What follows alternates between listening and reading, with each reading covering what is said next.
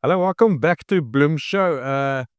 I've got to take a moment just to understand where PJ comes from and what he does. A lot of us think he does this for a living, being a cattle judge, but there's so much more to him. And then we're going to speak about cattle in the ring, functionality, and how this all comes together for him and how he understands it.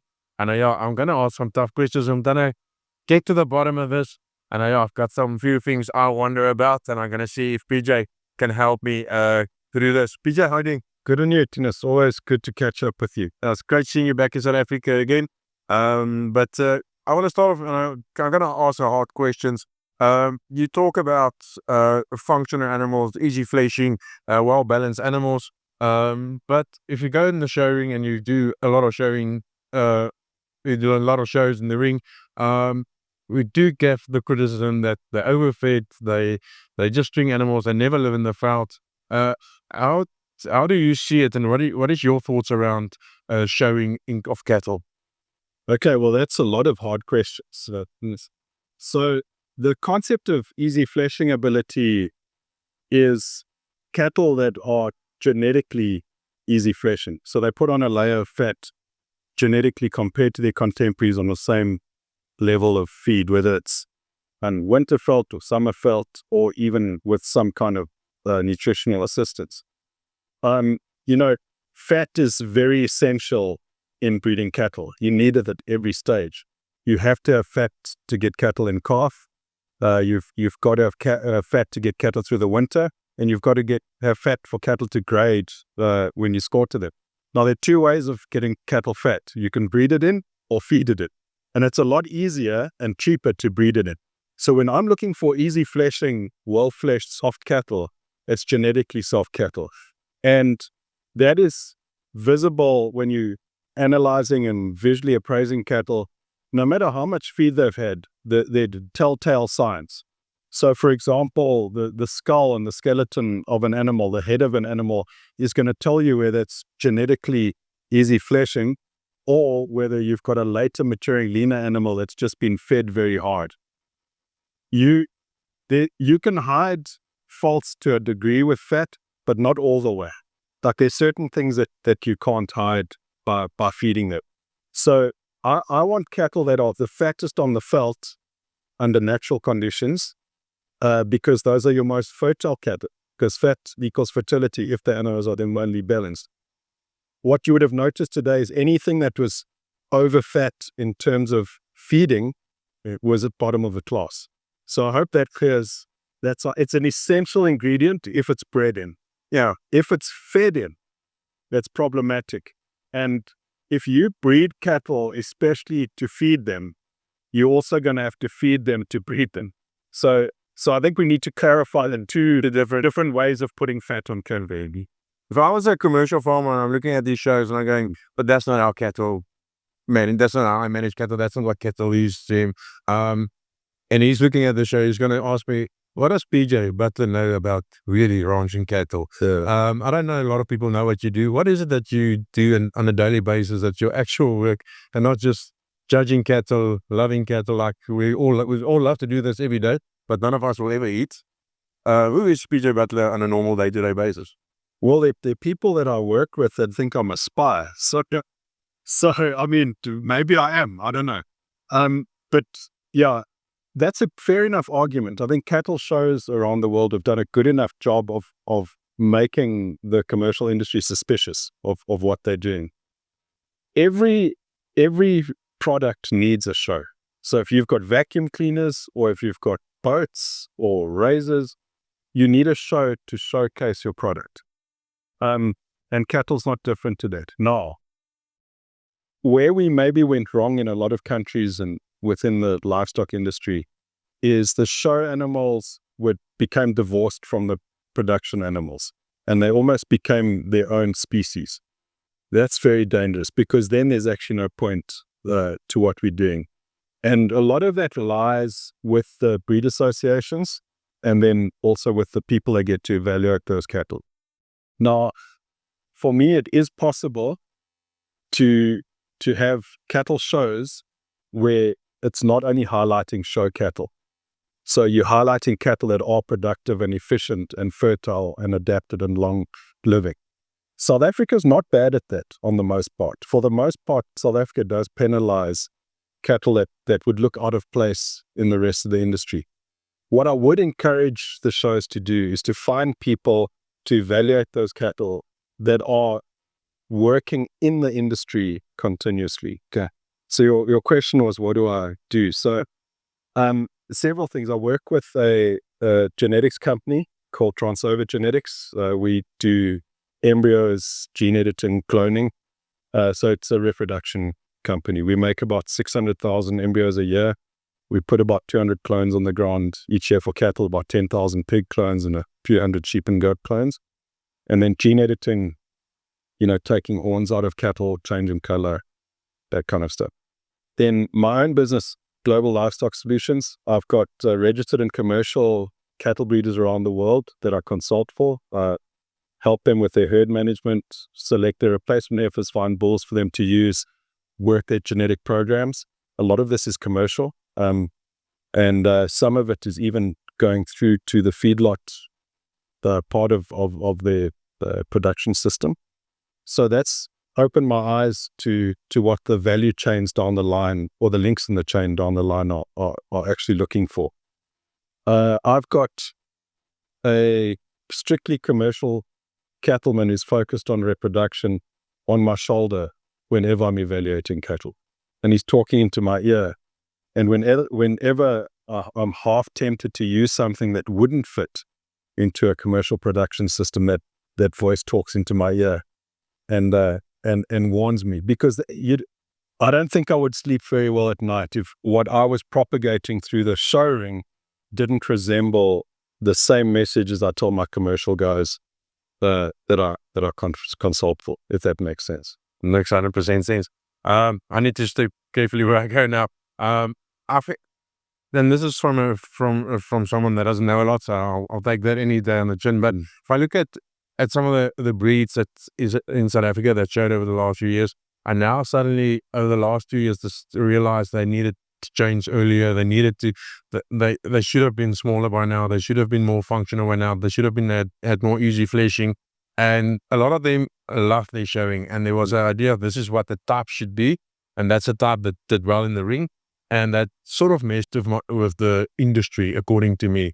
I think if I look at it, that might be the way that you need to change the mindset to say, but whatever we do in the ring needs to be an economically viable concept and not true to type, as we like to keep things the same, but not about being type, about being functional. Do you agree with me if you say this might be a different solution to showing cattle?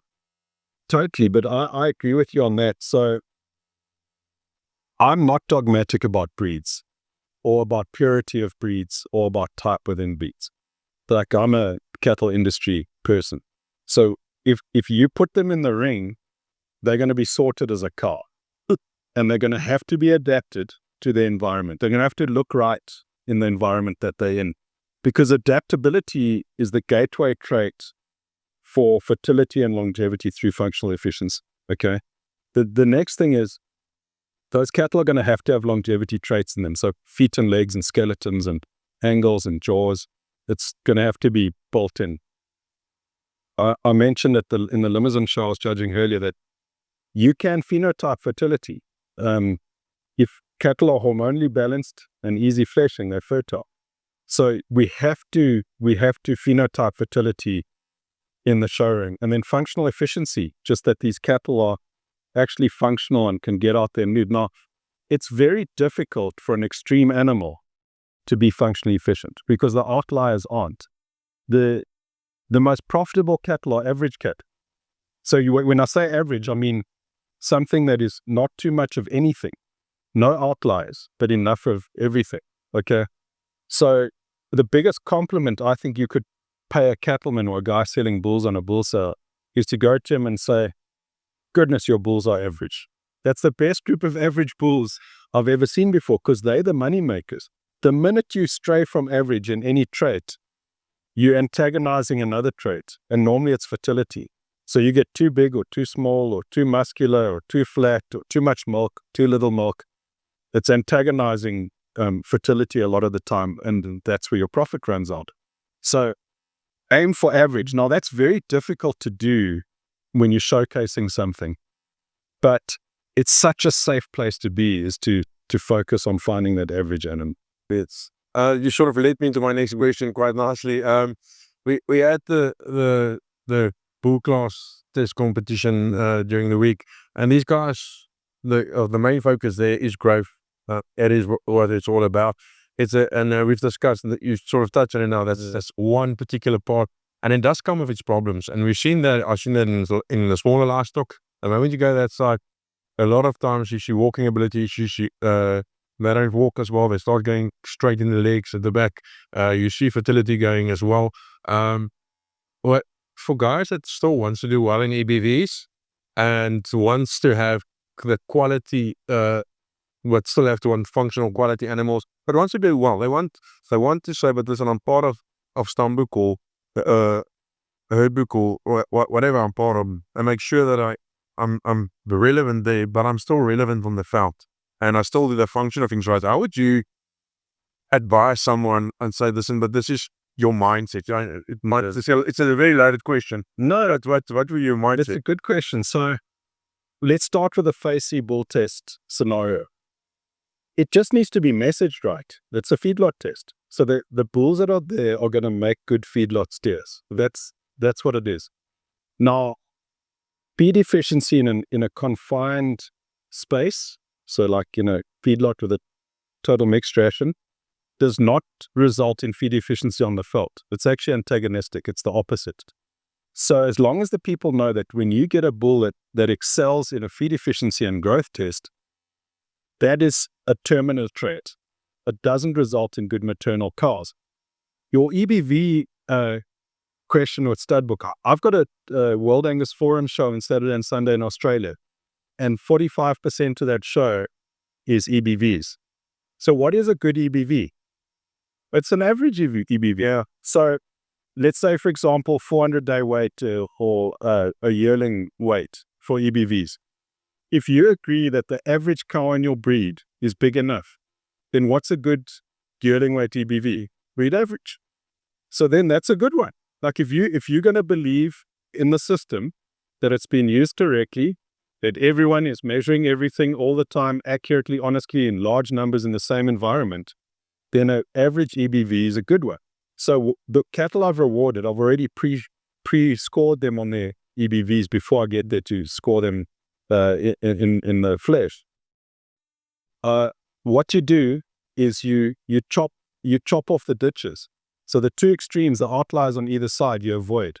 So too little growth, too much growth. Too little milk, too much milk. And you chop, and then you end up with this happy medium in the middle. And for me, you can take that to the bank because it's average. Average makes money. Yeah. Now, my approach with my personal customers with EBVs is if they want to use them, the way they use them is you breed for fertility. Like we said in the show today, you can breed for fertility. So you phenotype it, feminine females that are easy fleshing, masculine bulls that are full-bodied and easy fleshing. You reward your cows that calve early and often. You reward your bulls that have live sperm at a young age. You shorten your mating period, so you put pressure on them to breed back early. You're breeding for fertility. And then you breed against the negatives of every other trait. So don't breed for low birth weight. Breed against high birth weight. Don't breed for high weaning weight. Breed against low weaning weight. Don't breed for high milk. Breed against low milk. And you know what happens? You end up with an average herd. And average herds make money. And that's what it's all about. Yeah. We spent the whole day here today of the limousines and the females. I would love to talk to you after we did the bulls yesterday, but I know you know how to get the Angus for them. But if you look at the females, and that is 95% of your herd anyway, that we saw here today, the limousines comes from a place where they used to be not a lot of more. They used to be quite dry as a breed. But we saw today was something different, and I think where they're going is something special. And especially that I said to someone, I think I said it just before you said it on camera. I said, yes, they move well for me, and I like the way they move next. And for a breed that was always focused on beef and growing beef, it's special how well they move and the mobility within the breed. Yeah. Yeah. So I was so happy with that lineup today, that champion lineup, because those were average cattle. They weren't huge. They weren't the thickest. They didn't have the most muscle.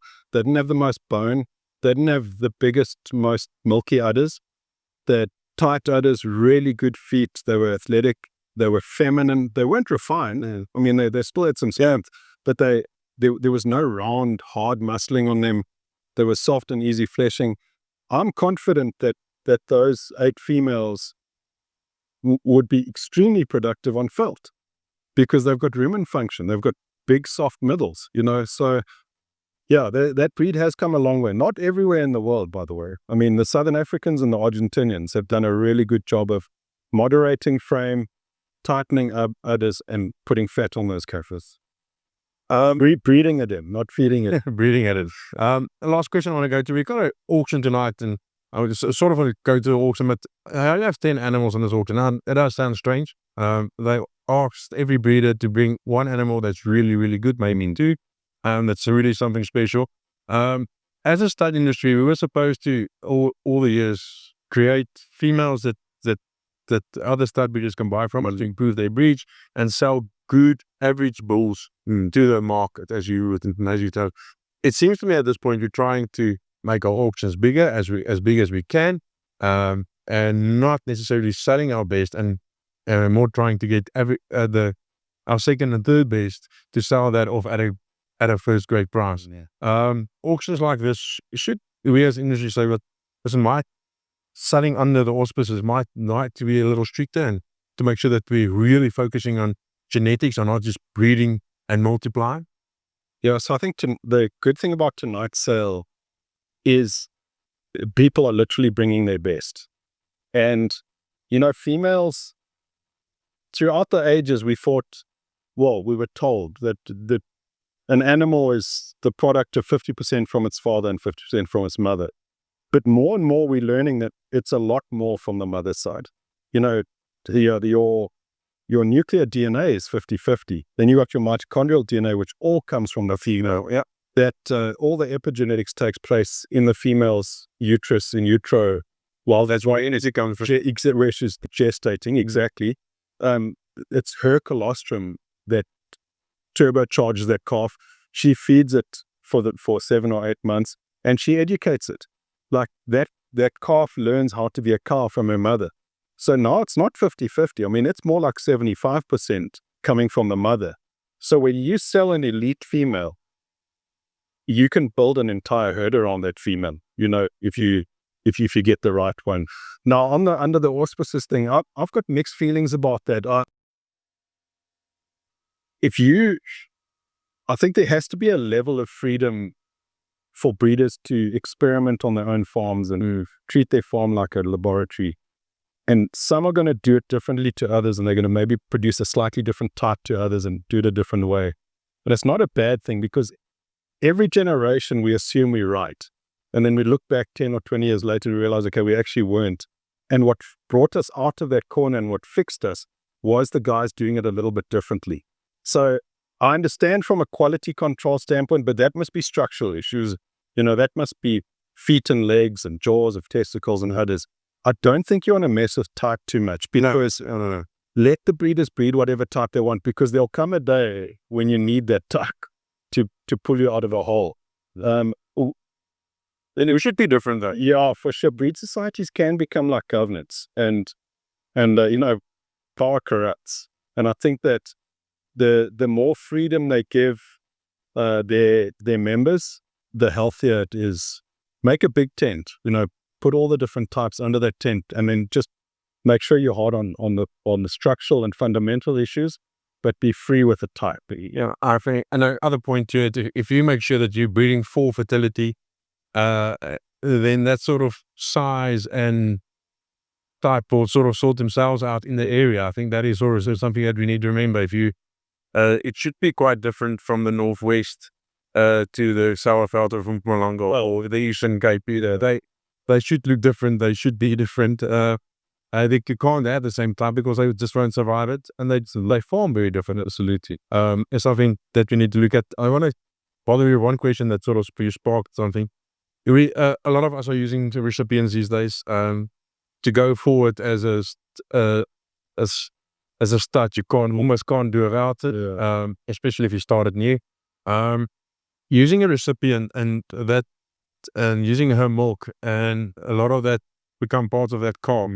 How important is it to choose a recipient that's not just going to give me a nice calf, a size I like, but actually going to transfer some of that when she gets a colostrum over, some of that in the womb? There must be an influence. I don't know if we from an epigenetic and epigenetic there should be quite a big influence.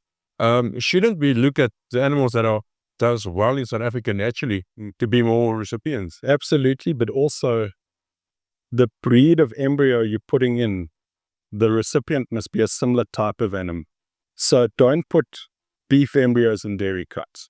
Don't put Bos indicus embryos in Bos taurus cups, because that epigenetic transfer and what genes get turned on and off, and just the environment inside the womb and the the fetal programming that happens is vital. And I think you're right. We have to be a little more selective with our recipients. And the other thing is, we've got to make sure that our recipients are not just a womb, but cattle with good colostrum and high butterfat in their milk, because a calf that doesn't get the right colostrum when it's young, it never reaches its potential, PJ, thank you very much. Yeah. Always a pleasure. I always learn a lot from you.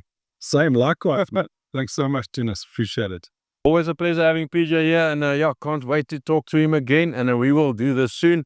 And he's off to the Angus World Show. I'm going to try and keep an eye over there as well, and I think that will be something special. But for now, we're in the Bloom Show, and we're loving the cattle for every second that we're here.